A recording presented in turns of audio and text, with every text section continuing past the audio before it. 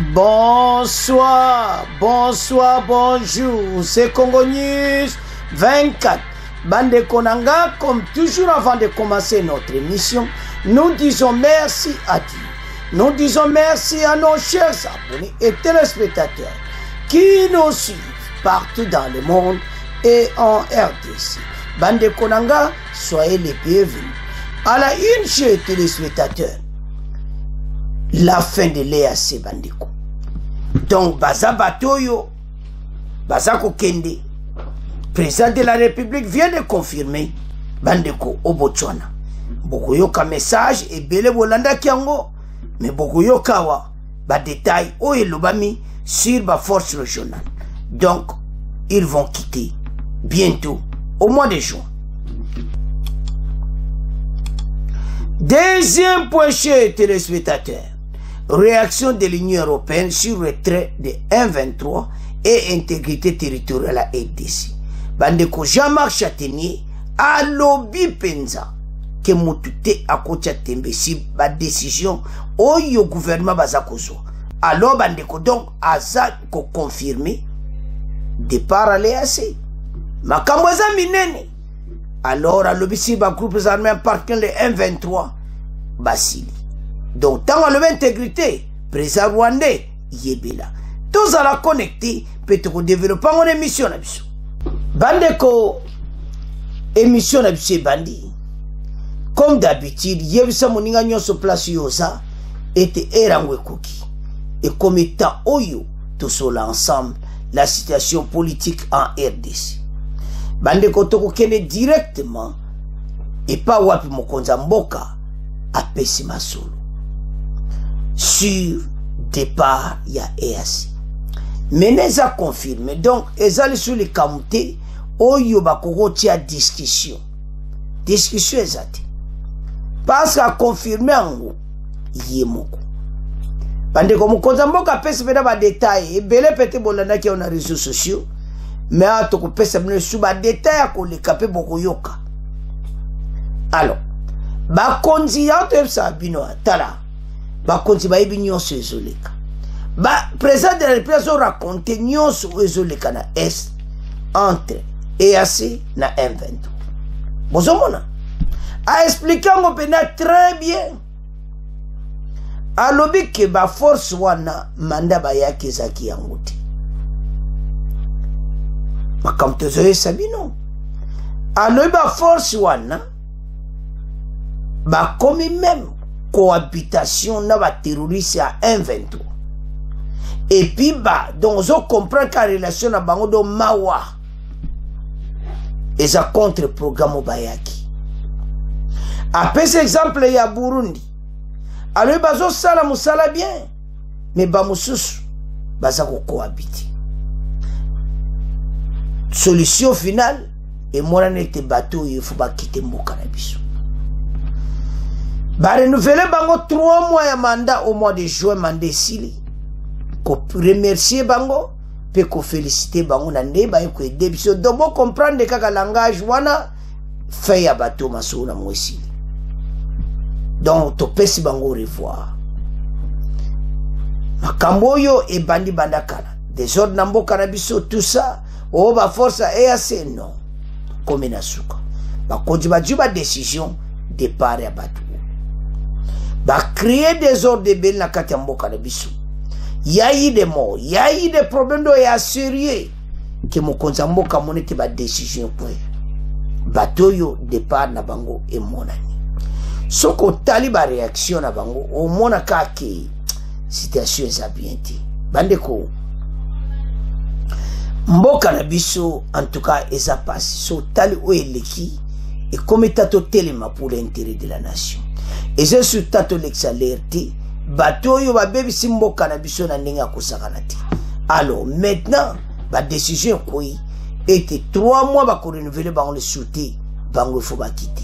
Alors totanga andeko la force de l'EAC va quitter la RDC au mois de juin confirmé par Fachi. Après Windhoek Namibie, le chef de l'État Félix Tshisekedi séjourne à Gaborone, capitale de Botswana, où il a eu des échanges avec son homologue Eric Bongwechi À l'issue de cet entretien, le président congolais s'est montré très critique envers la force régionale de l'EAC, qui d'après lui n'arrive pas à jouer son rôle de tel que prévu lors de la création. Ndenge bayokanaki, ndenge makaurol na monde ezaki boiti. Le secrétaire général de l'EAC avait demandé une prolongation de 6 mois. La RDC n'a accordé que 3 mois, qui ira jusqu'au mois de juin. Ce nouveau délai sera assorti d'une évaluation de la situation. Manifestement, il y a des problèmes avec cette force régionale. Bolanda Bandi. La première raison qui nous pousse à nous poser des questions, c'est le rôle assigné à cette région qui n'a pas rempli, c'est-à-dire force offensive et salamite. Il y a dans certaines régions une cohabitation observée entre les contingents de la force régionale et les terroristes M23. Cela n'est pas prévu au programme. À lobby, na ba force mususu kaka ba contingent oneti Ougandais, Kenya, basa ko collaborer na ba terroristes à 23. Alors que wana est un programme na bisuti. Il était question de contraindre ces forces de M23 au cessez-le-feu, au retrait et au cantonnement, a dit Félix Tshisekedi lors de la conférence de presse ce mardi 9 mai 2023. Depuis cette semaine, Félix Tshisekedi a entamé une tournée africaine auprès des États membres de la SADC. Cette tournée intervient au moment où plusieurs initiatives diplomatiques régionales amorcées avec l'EAC n'arrivent pas à toujours à donner des résultats escomptés sur le terrain. Mokonzamboka a obligé à ça la démarche parce que la force oyo ndenge toyokanaki et le côté est salami sur le terrain. Donc Mokonzamboka a obligé à avoir une décision moko rapide parce que mes mandats na bango bayelaki baso salele yangoti.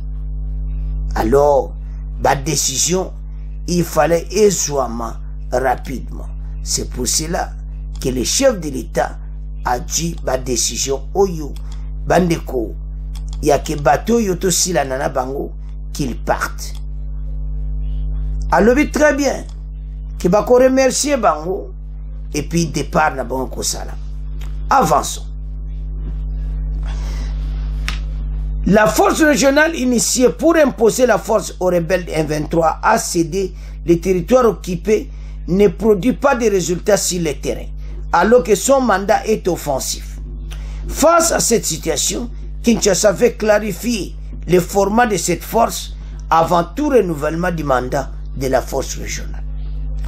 Comme le mandat s'achève au mois de juin, si cette date-là nous estimons que le mandat n'est pas rempli, je crois que nous allons décider de raccompagner ces contingents venus à la rescousse de la RDC avec honneur, les remercier pour avoir essayé d'apporter leur part de contribution à la paix de la RDC et voir comment nous pouvons continuer nous-mêmes à pacifier notre pays. A dit Félix Tshisekedi dans la presse après échange avec son homologue Eric Bonkessa. Le but que mois de juin, et ça 3 mois te accompagner bango parce que si ça ne change pas, bah ça force offensive et le côté que ça la manauti. Alors bah quoi accompagner bango avec honneur pour n'ander bah quoi début sobazonga na mboka na bango. Après leur départ, révèle Félix Tshisekedi, des efforts vont de poursuivre avec la force de la SADC qui sera déployée incessamment et les forces angolaises qui auront pour mission de rassurer les rebelles du M23 pendant les périodes de cantonnement. Alors après départ na bango, SADC a remplacé et puis ba force Angola ba kusala wana pona kusala cantonnement na bango. Bandeko bango wana zomona baza cohabiter tala Uganda yewana na M23 masolo kitoko. Il s'en fout.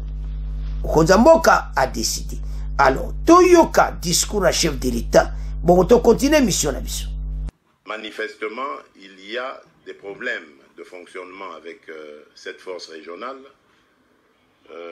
La première, je l'ai évoquée ici, la première raison qui nous pousse à nous poser des questions, c'est le rôle de qui était assigné à cette force régionale et qui n'est pas du tout rempli.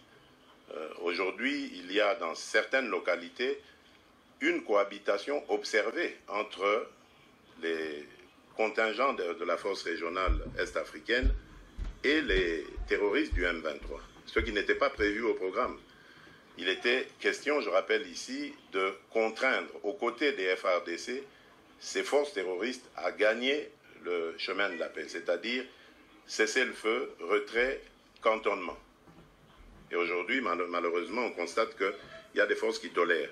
En plus du fait que des officiels, soit des pays de ces contingents, ou des officiels militaires du contingent même, en arrivant sur le sol de la RDC, on dit clairement qu'ils ne venaient pas pour combattre le M23, ce qui n'était pas du tout... Alors, à côté de cela, il y a le problème du commandant de la force lui-même. Vous avez suivi, monsieur le général Jeff Niaga, qui a démissionné de manière spectaculaire, nous surprenant tous, et parlant de menaces, des menaces auxquelles il ne nous a jamais fait part. Pourquoi il ne nous a pas fait part de ces menaces, lui seul le sait. Et lorsqu'il décide de quitter la République démocratique du Congo, le Kenya désigne directement un autre commandant de la force sans consultation, comme si cette force n'appartenait que au Kenya. Donc manifestement, il y a un problème dont nous avons besoin de parler pour clarifier la situation. Et comme le mandat s'achève au mois de juin, si à cette date-là, nous estimons que le mandat n'est pas rempli, je crois que nous allons décider de raccompagner ces contingents venus à la rescousse de la République démocratique du Congo avec honneur, les remercier pour avoir essayé d'apporter leur part de contribution à la paix en République démocratique du Congo. Alors, bandeko tolandi biso nyonso to comprendre quand même toyoki chef de l'État. Totangi to comprendre des citations nyonso. Mokonzi poto sabino ke bayebi nyonso ezoleka. Makambo tolobaka na bemission mokonza mboka détaillé ongutu koleka lisusu. Alobi ke basola na bango babetaka masolo. Baza ensemble, ba contingent wana bazo sa mission na bango te, baza donc rolo bayokana keza yango te. Yango bango basengaki 6 mois, ba konti ba pesi bango kaka 3 mois. 6 mois de juin, bango force EAC dégage. Et s'il y a bazoken, et puis il était clair, alobi que raison est poussée, bisoto kansa bongo, la façon dont makambo toyokanaki bazo sala yango te. Ba force wana bayaki pona offensive, bayaki pote babeta masolo na bango. Babi cohabitation ensemble.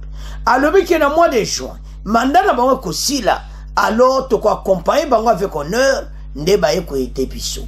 Eza ya ko inda, esi e indi, motepeli.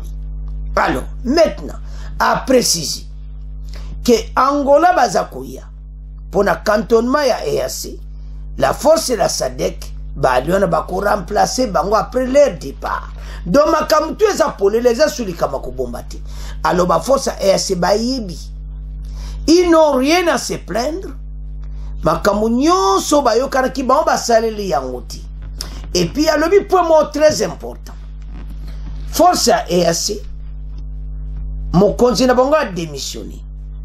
Ti lelo bakonzi bayebi te point a démissionné. Ya lobi yo que ba menace. Ay ba menace pourquoi yebisaki chef de l'État ti?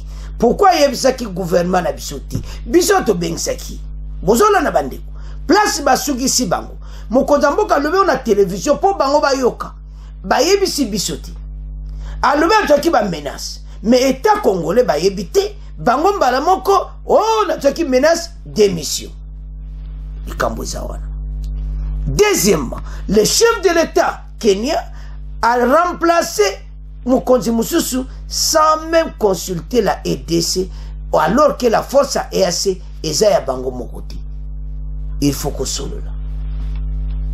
Il bango va jouer la décision bango moko, on dit que force à EAC comme un pays à Kenya. Bande comme Kozamboka ça est clair. Et ça kutu atane lokomote Congola kolobo no makambo silina.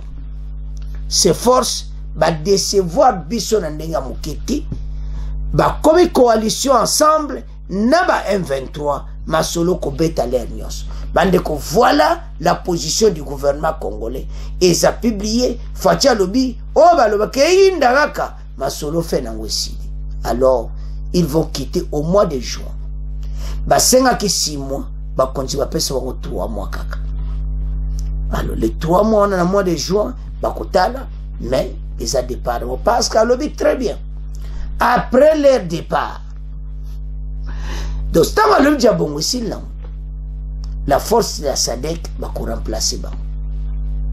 Et puis Angola va s'accouiller pour le cantonnement à M23. Sous les silos. Donc comme Benaoyo Kaka, Mbutu Mbutu, match yindi, mais bateau yo peuple ya Nord Kivu, botala ESC wana très bien ba mouvement na bango. Le kola basiba yoki bazo kende bota la position na bango toza la maïl fa de ces ala bango cousin tala mouvement na bango na ba M23 boza la maïl parce que na nyonso oyo ba congolais baza sima ya fa de ces bendele koyati toza toujours en position de force toza wana boko tsabi bunde la marche na SADC boko silisa basou. Alors na côté occident makele les bandits. Toujours qu'il y a un deuxième point. L'Union européenne va y avoir lobby. Et ça somme, Tokoyoka, représentant de l'Union européenne. L'heure est grave. Alors, Bande Konanga, voilà Ndenge Makamwe Katami, fin de l'EAC. Bazo quitter le sol congolais. Les Congolais posent la bino angwana Mokonzamboka décidé. Alors, SADC a remplacé. C'est à ce point, tu commences à premier point, tu commences à deuxième point, oui, Indi, Union européenne. Alors, chers téléspectateurs, tu commences à deuxième point à Bissou, au Balubaka Union européenne, Balobeli président Rwandi. Alors, il n'y a aucune question sur l'intégrité territoriale à RDC. Message à Kagame. Talale Bayope ses réponses. Ye alobaki ke bazolanda terra RDC ba frontière basalaki bienti mais Jean-Marc Chatinier aye koyebisa président rwandais qu'il n'y a pas question de l'intégrité territoriale à RDC. Bande ko tolobaki ang président rwandais amoni makamunayi c'est fini hein? Ezate parce que message na pesa ki na Cotonou yango a dû réponse. Réponse en oui comme. Et ça fait il y a Europe, fait il y a Union européenne. Il fallait que l'occasion fait Union européenne, mais a du point mot particulier sur la République démocratique du Congo. A lobby que na makambo ezo le kana est. L'intégrité territoriale à RDC est pas question. Mutumota kon lobasiri yango. Ezaya koinda. Et si il dit pourquoi le bibon? Le président rwandais a l'obaki sur la frontière. T'as l'Union européenne à y répondre. Place au monde à Bahoma Bay. Pourquoi l'obaki l'air y a l'obakati? Mais, bayo mona kita la bande ko ta pays na biso to ba décision moko Union européenne moya loba ezati ba ko ta me bango ate ba décision za clair ta mo ko zamboka ba jui EAC une erreur bazokende nde to yokara ki za yangote Union européenne bala moka bwaki en particulièrement les M23. La haute intégrité territoriale est de ces décisions. Voilà un. Deux. Tout le monde a très bien. Tout le temps ensemble. Jean-Marc Chatenier à lobby. Beaucoup de pays tout le temps à lobby. Et surtout les M23 déposer les armes et puis tous accord à Luanda. Et ça y a koinda esi eyindi yango akora Luanda yango Sadek azako yana ba force EAC ba bafu akora Luanda ba tiki M23 zo tambola kanaye même des hélicoptères bazo le kana territoire congolais na côté oyo EAC bazali bazo tikara ba bakena na chanju me chanju Bunagana balekiwa na EAC azana Bunagana bandeko botala makambo ezo salama EAC ba trahir biso surtout armée ougandaise armée rwandaise bango mibali ces deux pays bazana problème sérieux sur le terrain mokonzambo akutalobi cohabitation na ba M23 alors tozonga na Union européenne bazaki na fête na mo Europe alors Jean-Marc Chatinier Azima Loba bandeko à l'occasion ya fête Europe a lobby intégrité à DDC kozala jamais pas question na makambo zo le kana est d'une manière d'une autre va répondre le président rwandais na makambo ba frontière deuxièmement a insisté si ba groupe armé va déposer les armes va que na mobilisation et puis elle en particulièrement les M23 il faut battre ça accord à Luanda alors cantonnement na bango makambo na nyonso batosa ba mesure ba Union européenne pe kokwe bandeko ezomona victoire moko diplomatique ya gouvernement congolais Union européenne ba yeko no bango na moment mo kitoko oyo Sadek pa jitala bandeko bazama yele tozai ko critiquer bango baza sima ya Rwanda tant kope foire basani basundoli président rwandais balobeli yeke keba l'intégrité territoriale ba congolais et ça pas question jamais ne sera pas question et puis mais yemo Macron lobaka bango nyos bazana chwati et maintenant les Camerounais ba ekoloba était et comme étant un 23 boto sakora Luanda d'une manière yebela Sadek azakoya un 23 zol nde bazana mayele sili bango monta ko côté la bango azati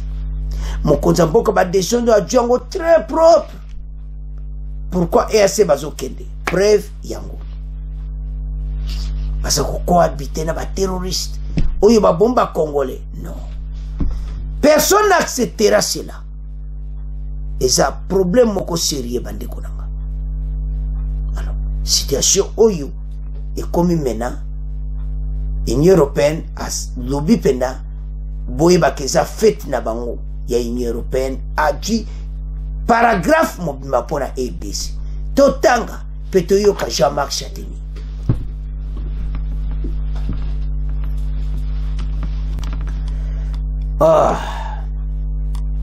réaction de l'Union européenne sur le retrait de M23 et intégrité territoriale de la RDC. La souveraineté, l'indépendance politique et l'intégrité territoriale de la République démocratique du Congo ne peuvent faire l'objet d'aucune discussion ou débat. Encore moins souffrir la perspective d'un quelconque compromis. Wana message clair na présent rwandais. Yebela masolo na USCD. Ba kopto yaki na EDC eza ya kulala. Et surtout ba yoki oeleki na Windhoek. Ba yoki oeleki na ba yoki ke EAC azakoya. Me bobebi na binoti. Ba yele silibino bandeko il fallait bongo parce que bateau yo non trop c'est trop parce que mi beko penandenge kwe ba liwana ma yele silibango parce que c'est comme ça tozana chouati alors yango somoni ba ti Union européenne comme lo baboye do makambo eza minene parce que ba moni ke bateau yo trop c'est trop alors la Sadek azako ya Union européenne d'une manière d'une autre azo supporter parce que alobango clairement alors baza pour et puis ba alobango clairement avançons. L'Union européenne appelle tous les groupes armés qui servissent illégalement dans l'est de la République démocratique du Congo à déposer immédiatement et sans condition les armes et à se démobiliser. Nous appuyons dans ce sens le programme de désarmement, de mobilisation, relèvement communautaire et stabilisation mis en œuvre par le gouvernement congolais, ainsi que le double processus politique militaire de Nairobi. Nous soutenons également la position des autorités congolaises, bon, on a très bien, de refuser d'une part toute intégration et tout brassage de ces groupes armés dans les forces armées de la République démocratique du Congo. Toboyi bango, bakota na FARDC. Ba décision toujours etikali bongo. Et d'autre part, na kodo qui n'amnistie pour les combattants nationaux et étrangers des groupes armés auteurs de crimes de guerre et de crimes contre l'humanité. Bon, nyonso ba créani ba terroriste à M23 et s'il n'a pas. Nous soutenons également bande kumakamboza minene qu'aucune paix durable ne sera en effet possible sans que la justice soit rendue à tous les civils des violences inouïes commises sur votre sol. Donc, 1-23, boye bela, bino, bozo kenna ces pays. L'Union européenne appelle en particulier le 1-23 et toutes les parties concernées de mettre en œuvre la bonne foi, de respecter les dispositions. Donc, nde bazawana va respecter ma disposition. Ce qui va respecter, bazana problème très sérieux parce que Eza Claire m'a dit pour na bango namo konzi na bango président rwandais il faut ba respecter nyonso oye lobami oyo kaka motepeli président rwandais mayele sili toloba kiango avançons. L'Union européenne appelle en particulier le M23 et toutes les parties concernées, Bangoana, de bonne foi respecter les dispositions de la feuille de route de Luanda, seul chemin de sortie de crise et de prévention d'une guerre régionale qui aura des conséquences catastrophiques. Seul chemin aussi d'une résolution plus globale de la spirale de conflits qui enflamme les provinces de l'Est de la RDC. L'Union européenne penaloubi. Alors, sans plus tarder, Toyo Kajama Chatinier, Ndenga Lobeli Batu Oyo, pour te comprendre, Bayebi déjà que force à Sadek et Zakoya, Domasola Batu et Silina. Lobeli président rwandais, Toyo Kajama Chatinier. À propos de la RDC, le diplomate européen a reconnu l'évidence de la grandeur du pays en tant que nation. Il a aussi salué le partenariat de confiance que les Congolais ont bien voulu construire avec l'Europe depuis plus de 60 ans, dans des moments, a-t-il souligné, parfois difficiles et complexes, mais sans jamais casser le fil de notre dialogue. La souveraineté, l'indépendance politique et l'intégrité territoriale de la République démocratique du Congo ne peuvent faire l'objet d'aucune discussion ou débat, encore moins s'offrir la perspective d'un quelconque compromis, a martelé Jean-Marc Chatenier. Ainsi, l'Union européenne appelle tous les groupes armés qui sévissent illégalement dans l'est de la RDC à déposer immédiatement et sans condition les armes et à se démobiliser, a déclaré son ambassadeur à Kinshasa. Jean-Marc Chatenier a particulièrement appelé le M23 et toutes les parties concernées à mettre en œuvre de bonne foi et respecter les dispositions de la feuille de route de Luanda. Bandeko Tolandi Jean-Marc Chatenier. À ce qui est clair, était intégration RDC Moutumota ko dissident. Makamunyo se président rwandais à lobby à Suki Ao. Et puis bazolo basir en particulièrement les terroristes M23. Il est temps de déposer les armes et puis bo accepter cantonnement na bino démobilisation na bino bo salaire. Président rwandais ma elisi tolo bakiam. Ozomona ce qui est le bateau nyonso avant ko tourner boyebi ke bazakana ma batan double tranchant batambela minimi bali balobi côté bo bazo sala biso pe mystique mais ba comme na problème mokodamboka silisi guerre oyo et comme na suka bande ko bozo kaka na sango arrivé de la SADC même l'Union européenne baza mal à l'aise ce qui bazaki l'intention mabi pour na biso. Mais Occident Mobimba, ça bouge. Des millions de Congolais bakoufi. Bazo mona yango, mais bazo linga bazala au milliers de villages ou bien comment. Maintenant lelo ba comment lo ba polele ko attaquer les M23 et puis balobi justice et ko salama pona bango ba ok ces pays batouana. Jean-Marc Chatelier c'est occasion ya fait ya Union européenne a lobby en particulier si la République démocratique du Congo a lui mboko ezane munene a kosaka immense pays osomona et puis a lobby qu'intégrité territoriale biso et vous allez jamais la décision a ebisi ba groupe armé wana surtout les M23 a déposé les armes parce que ne bazaza tune lo sate ba coincé parce que bango bazo coopérer na Uganda bazo coopérer na ba force wana tu eza sur les terres Uganda zolo ba clairement mokozamboka lo bien que toye awa toko sola pour la négociation baza ba frère na biso toko ko attaquer bango te balangage bima mokozamboka yoka na etala siko solution bazo kende. Alors bandeko voilà dossier tozarango parce que o balobaka